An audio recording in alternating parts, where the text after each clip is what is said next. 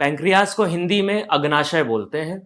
ये हमारे पेट का एक बहुत ही महत्वपूर्ण अंग होता है, जिससे कि खाने की पाचन को रेगुलेट किया जाता है और कुछ ऐसे तत्व इससे निकलते हैं जो कि खाने को हजम करते हैं।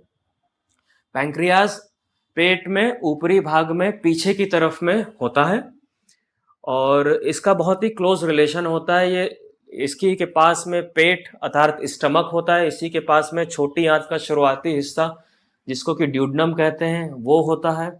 मेन खून की नसें इसी के पास में होती हैं और लीवर से जो पित्त बनता है, जो कि आंत में जाता है, हम जो फैट खाते हैं, जो चर्बी खाते हैं, उसको हजम करने के लिए, उसको उसकी जो पित्त की नली होती है वो भी पैंक्रियाज के रास्ते से गुजरती है। ये इसलिए ज़रूरी है समझना, क्योंकि पैंक्रियाज की जब दिक्कतें होती हैं तो ये सभी सिस्टमों में गड़बड़ियां हो सकती हैं। माने कि पित्त के बहाव में दिक्कत हो सकती है, जिससे कि जॉन्डिस या पीलिया हो सकता है। खाना खाने में दिक्कत हो सकती है, क्योंकि पेट में दबाव पड़ सकता है, जिससे कि कई बार रिपीटेड वॉमिटिंग हो सकती है। कुछ भी खाया आधे घंटे के अंदर में पलटी हो सकती है और कभी कभी इससे धीमे धीमे से रक्त स्राव हो सकता है छोटी आंत में। तो तमाम तरह की दिक्कतें हो सकती हैं। पैंक्रियाज का जो काम है शरीर में, वो डबल काम होता है। दो तरह के काम ये करता है। एक तो होता है कि ये कुछ जूसेस बनाता है, intestinal juices and pancreatic juices करके, जिससे कि जो हम खाना खाते हैं उसको हजम करने में हेल्प मिलती है, जिसमें मेन तौर पे पैंक्रियाटिक एमाइलेज और पैंक्रियाटिक लाइपेज नाम के एंजाइम्स होते हैं, जो हम चीनी, गुड़, आटा, चावल, इनसे बनी हुई चीजें अर्थात कार्बोहाइड्रेट की जो चीजें खा रहे हैं उसको हजम करने में काम आता है। और लाइपेज जो होता है, जो भी हम वसा, फैट खा रहे हैं, घी, तेल, चिकनाई, इसको हजम करने में काम आता है। इसके साथ में कुछ ऐसे एंजाइम्स होते हैं जो कि प्रोटीन्स को ब्रेक डाउन करते हैं। और तो जो भी हम दाल खा रहे हैं, अंडा खा रहे हैं, मीट मछली खा रहे हैं, उसमें जो प्रोटीन के तत्व होते हैं उसको हजम करने में काम करता है। तो ये तो हो गया पैंक्रियाज का पहला फंक्शन, जिसको कि एक्सोक्राइन फंक्शंस बोलते हैं। दूसरा काम पैंक्रियाज का होता है एंडोक्राइन फंक्शंस। एंडोक्राइन फंक्शंस का मतलब है कि कुछ ऐसे हॉर्मोन्स को प्रोड्यूस करता है ये, जिससे कि खाने की पाचन क्षमता को कंट्रोल किया जाता है और साथ ही साथ में शुगर के बैलेंस को बनाया जाता है। इसी एंडोक्राइन फंक्शन में दिक्कत होने की वजह से ही डायबिटीज जैसा रोग होता है और कुछ कई और अन्य रोग भी होते हैं जो जो कि एंडोक्राइन फंक्शन से हो जाते हैं। पैंक्रियाटिक कैंसर में जो पैंक्रियाज के अंदर जो ग्लैंड्स हैं, जिनसे कि ये सारे जूसेस बन रहे हैं, अगर उसमें कैंसर आ जाए, उसमें कोई गांठ बन जाए, तो उसको पैंक्रियाटिक कैंसर बोला जाता है। ये अकस्मात आमतौर पे हो जाता है, कोई विशेष कारण ऐसा नहीं है अभी ज्ञान में जिससे कि बोला जाए कि शर्तिया पैंक्रियाटिक कैंसर होता है। अगर लाइफ स्टाइल में जंक फूड की मात्रा ज़्यादा है, किसी का डायबिटीज़ अनकंट्रोल्ड है, तंबाकू और अल्कोहल का सेवन ज़्यादा है, तो कुछ प्रतिशत खतरा बढ़ जाता है पैंक्रियाटिक कैंसर होने का। इसमें होने वाले जो ट्यूमर्स होते हैं वो मोटा मोटा दो तौर पे बांटे जा सकते हैं। एक तो हो गया एडिनोकार्सिनोमा ऑफ पैंक्रियाज, जिसमें कि जो एक्सोक्राइन पार्ट है उसका कैंसर होता है, और कभी कभी एंडोक्राइन पार्ट जो होता है वहां पर जब गांठें बन जाती हैं तो उसको एंडोक्राइन ट्यूमर्स या neuro endocrine tumours of pancreas बोलते हैं, जिसमें कभी कभी इंसुलिन की मात्रा या ग्लूकागोन की मात्रा शरीर में ज़्यादा हो जाती है। इससे आगे बढ़ते हैं। पैंक्रियाज के बारे में कुछ और विशेषताएं होती हैं। उसका जो शेप होता है 3-4 भागों में बांटा जाता है। एक हेड ऑफ पैंक्रियाज होता है जहां पर ड्यूडनम लिपटा हुआ होता है, एक बॉडी ऑफ पैंक्रियाज होती है और टेल ऑफ पैंक्रियाज होते हैं, और बीच में नेक ऑफ पैंक्रियाज। तो 4 पार्ट होते हैं पैंक्रियाज की मेन बॉडी के, और एक अनसिनेट प्रोसेस करके एक पार्ट होता है ग्लैंड का। तो कुल 5 पार्ट होते हैं पैंक्रियाज के। इनमें से किसी भी हिस्से में इस तरह की गांठें जो कि कैंसर की हो, वो हो सकती हैं।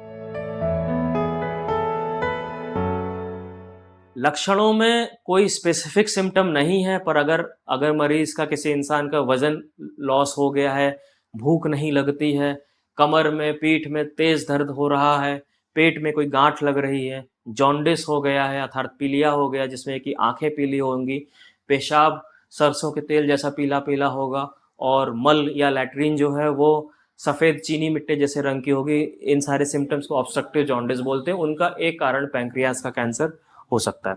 इन सबसे अलग कोई नए सिम्टम जैसे पेट में पानी भर गया हो, पेट फूल गया हो, ये भी पैंक्रियाज कैंसर की निशानी हो सकती है। आम तौर पे ये बीमारी अगर पैंक्रियास से कैंसर की हो रही है तो 40, 45 या 50 की उम्र के ऊपर में होती है। और इससे होने वाली दिक्कतें कई तरह की हो सकती हैं। एक तो है कि आमतौर पे जॉन्डिस का होना हो सकता है। अगर हेड ऑफ पैंक्रियास की बीमारी है तो वो पित्त की नली जो हेड ऑफ पैंक्रियास के रास्ते से जा रही होती है उस पर दबाव पड़ जाता है, जिसकी कारण से मरीज को जो पहला सिम्टम पता चलता है वो पीलिया का होता है। उससे अतिरिक्त कभी कभी दर्द, और पैंक्रियास का दर्द कभी कभी अत्यधिक तेज भी हो सकता है। ऐसा दर्द जो कि पीठ से निकल करके आगे की तरफ, पेट की तरफ आ रहा हो, वो हो सकता है। कभी कभी ये दर्द इतना भीषण होता है कि मरीज लेट भी नहीं पाता है, उसको बैठ के आगे झुक कर ही आराम मिलता है, क्योंकि पीछे लेटने से पीछे की नसों पे दबाव पड़ता है और तेज दर्द होता है। इससे अलग कभी कभी पैंक्रियास का कैंसर इंसिडेंटल मिलता है, माने कि हमने जांच किया अल्ट्रासाउंड या सीटी स्कैन किसी अन्य कारण से और उसमें अकस्मात ही पता चला कि पैंक्रियास में एक गांठ मिली है। पैंक्रियास कैंसर की एक बुरी बात जो है वो ये है कि आमतौर पे जब तक इसको पकड़ते हैं ये थोड़ा सा बढ़ जाता है, थोड़ा सा फैल जाता है। तो और दूसरा है कि इसमें इलाज के जो आयाम हैं बहुत सक्सेसफुल अभी तक नहीं हुए हैं।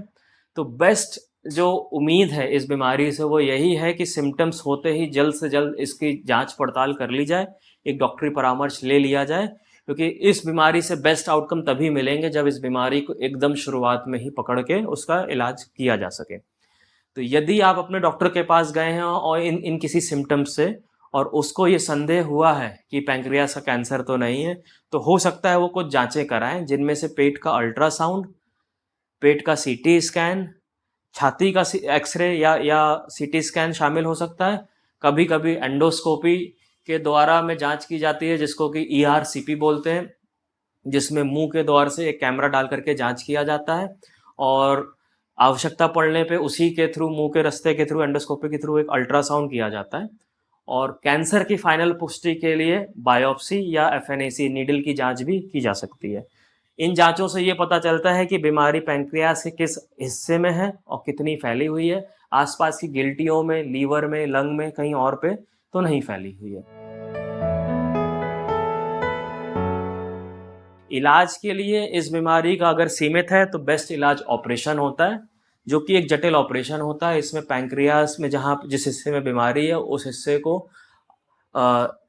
छोटी आंत के साथ में निकाला जाता है। और चूंकि पैंक्रियास का सिस्टम खाने के रास्ते से, पित्त के रास्ते से जुड़ा हुआ होता है, तो जब इस सिस्टम को निकाल देते हैं तो हमको ये नए रास्ते दोबारा से बनाने पड़ते हैं ताकि खाना हमारी आंत में प्रॉपर जा सके, पित्त प्रॉपरली जा सके और पैंक्रियास से जो सारे जूसेस निकल रहे हैं, बचा हुआ जो पैंक्रियास है, वो प्रॉपरली जा सके।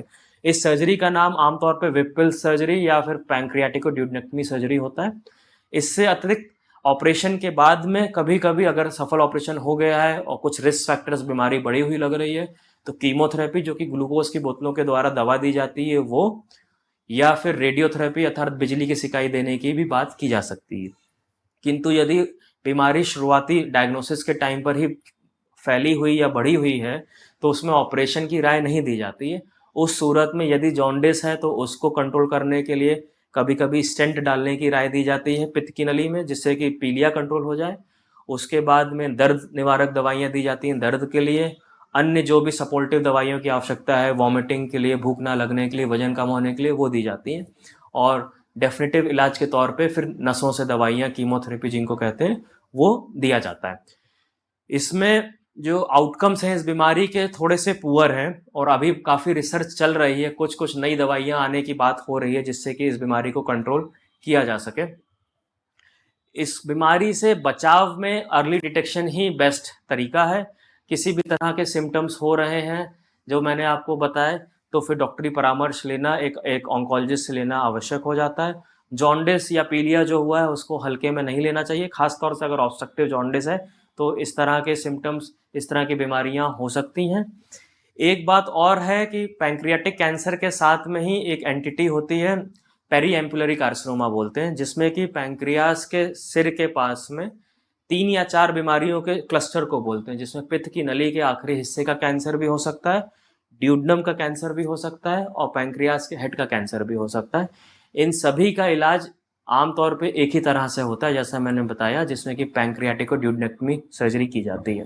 मैं आशा करता हूँ कि इस बीमारी के प्रति आप लोग सजग रहेंगे और कोई भी ऐसे सिम्पटम्स होंगे तो अपने ऑन्कोलॉजिस्ट से संपर्क करेंगे।